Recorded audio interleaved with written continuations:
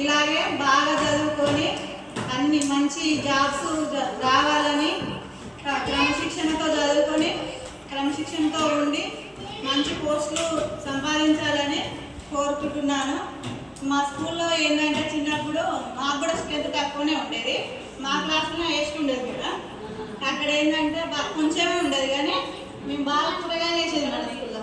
డాన్సర్పేట ఆత్మకూరు మండలే డాన్సర్పేట.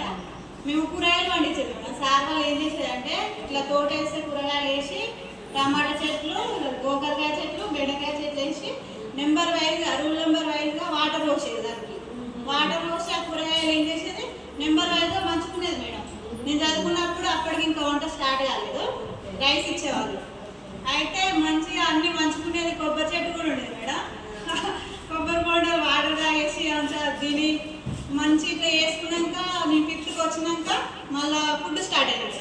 అవే కూరగాయలు మళ్ళీ అక్కడే ఉండేది మేడం. అవే వండి పెట్టేది. చాలా అవును మేడం. ఏం ఉండకపోయేది మేడం. కొత్తగా చాలా బాగా అనిపించేది మేడం. ఆ రోజుల్లో ఏరేస్తారు. ఇప్పుడు చూద్దామన్నా అలాంటివి లేవు. కానీ పిల్లలు అలాంటి రోజులు రావాలంటే చాలా కష్టం.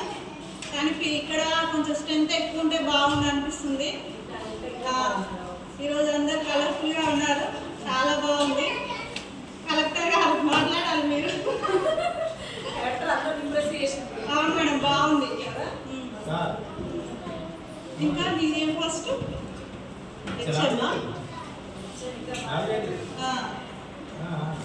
థ్యాంక్ యూ మేడం అవకాశం ఇచ్చినందుకు.